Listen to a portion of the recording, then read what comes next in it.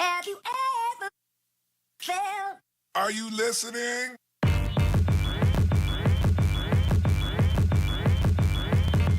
Damn.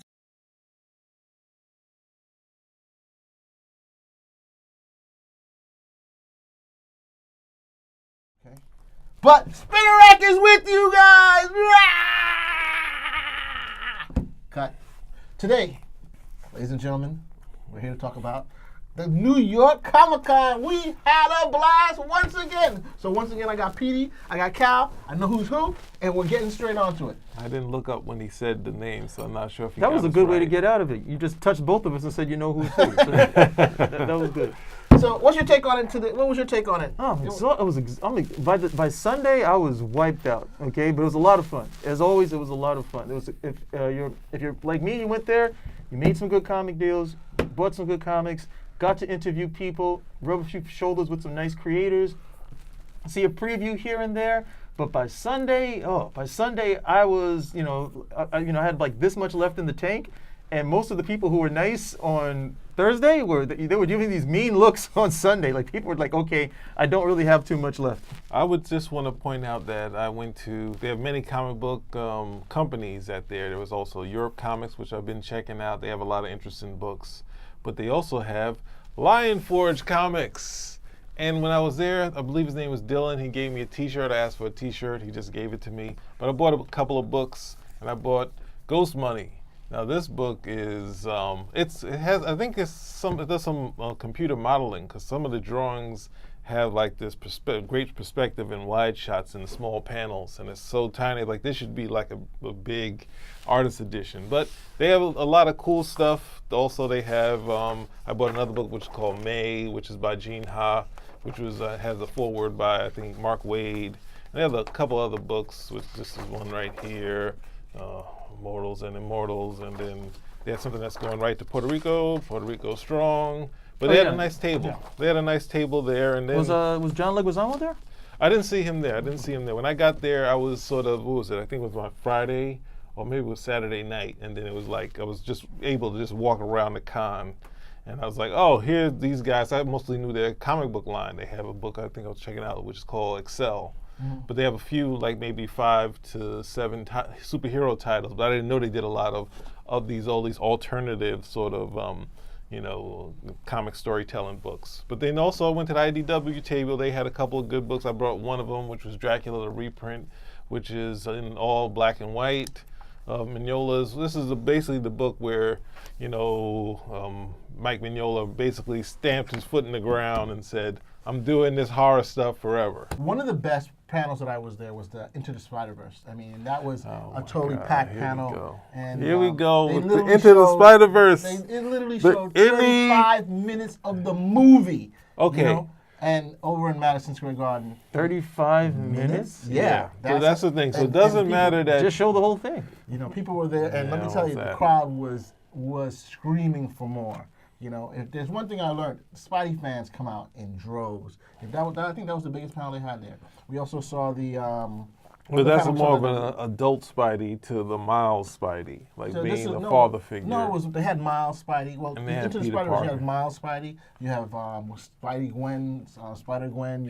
Peter Parker being the adult Spider-Man. They have a different version of Peter Parker. It's pretty interesting. I think it's going to throw a lot of people off of what's going on. It's an animated show. And it's a different type of art. Some people may not like it, but I think generally most of the public will. It's definitely Brooklyn centered. You're seeing the neighborhood, you're seeing the music that they're using. So it's pretty interesting. What else did we see? We saw Star Trek Discovery. We're not going to discuss. We had that. all, and then this season we're getting Captain Pike. Yes. We're getting number 1. Yes. We're getting Spock. Yes. And And once again, the only thing they can talk about the Klingons. Rebecca Romaine is going to be number 1. Yes. No, you're talking about Terry Pratchett and Neil Gaiman. They have a new thing coming on. I believe Good Omens. Oh yeah, Good Omens. Surprisingly, it was a packed panel so early in the morning over in Madison Square Garden. It was practically packed. They also had Night Flyers, which was George R.R. Martin short story turned into a series. Look, I'm not into horror sci-fi. Got a chance to interview a good portion of participants with Reign of the Supermen. I don't think we got to get any of that portion on camera, but Death of Superman did very, very well for them. It was very well received. It was critically acclaimed. Okay, so there is a nice amount of anticipation for Reign of the Superman. It was really, but again, overall, it was really cool because everybody who was a participant in the, the voice actors rather, in the making of it, had really excellent things to say about it for the Reign of the Superman. They, I think they kept a lot to their vest. The preview for Reign of the Superman as well didn't give away a lot. I mean, we didn't get to see 35 minutes of footage or anything of that nature. So, that was one thing. But one of the things that they did acknowledge is that the Death of Superman story is something that's big enough that, give it 10 years, they'll probably revisit it again, and they'll be able to expand on it, simply because of how well told that story was at the end of the day. I also learned why Peter Tomasi didn't write both the Death of Superman and the Reign of Superman, but unfortunately I can't share that with you guys. Sorry. Going on to keeping with panels, Boy Meets World panel was tremendous. You went to the Boy Meets Yes, World we panel? did. We had Ben Savage. We had Danielle Topanga. Fisher. Does anyone know what Gary looks like? Okay, I won't talk to you like you're in a timeout. The question Go. is, Danielle will explain it. Yeah. was there ever a time that Corey Time. Matthews may have been in the wrong in the episode, but because you sympathized with Corey Matthews so much, did you ever root for him to succeed in his wrongness? Gary, I'm just an actor. There's writers. A lot of people have to make a lot of decisions before I even get involved. I look at the lines and I memorize them and I try and make people laugh.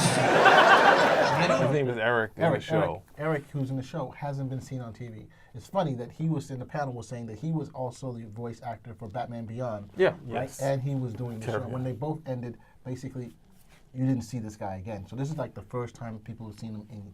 Well, no, he did the Girl Meets World. He just had a lot of anxiety, Right, but and that's a lot of prior to that. actors struggle with having no audition and then that sort of struggle. So he but came he out had with it them. even a lot worse than that. Yeah, so he had the con. So it was pretty interesting that he came out and he was able to handle that.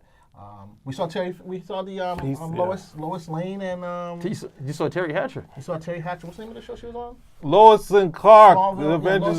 Lois and is- Clark. I think you were thinking, what, Desperate Housewives or something? Oh my gosh. So we That She was there with was, Dean. She was there. and Dean we Cain. had- Dean Cain was there with her as well. Yeah, But he's they- awesome. Yeah, I missed a lot. I had to work the floor. Yeah, I so had to Dean work the floor. Also, we ended the show. We ended the con. Always ends with Archer, the Archer panel, which is always a pretty big panel whenever we go there. I gotta say, the fan base for Archer is always hardcore. They go this year. They're going into what? Outer space. So watch out for that. Did any of you guys note that Sunday seemed to be heavier in traffic? Because it's a family day. Family It day. was no. That's the first. This is in comparison to the Sundays that usually Sunday wasn't as. But it was thick. It was thicker than Friday and Saturday. It's always been I bad. pointed that out to him. It And I was, think it was why? bad. Because the No, it was anime- bad when they still had the artist alley on the other floor because I was walking through it. My friend of mine was there, and I was like, I understand why I couldn't get to this because it's just packed. Right. We saw this guy for Star Talk, the guy who took away Pluto. What's his name again? Neil deGrasse deGrasse Tyson. We saw him 2 days. His panels were packed both days. Well, And they're also entertaining. He also has like comedians as well as other, people in science. So it makes a good dynamic because And he's got a pretty good following. Oh Yeah, my yeah. gosh, he sure does. So we saw. I think it was his 60th birthday. when it he was had- more. He was talking about superheroes and trying to they were just jokingly going through the different possibilities of alternate universes and stuff like Watch that. our show. We have the part of the panel there.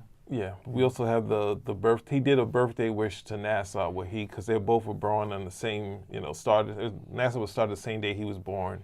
So then he just goes through the history and the letter on Twitter, and it sort of it catches him because he gets Very he gets emotional. emotional about it. But it was very strong. So it's decent. Like I think it's like 10 minutes.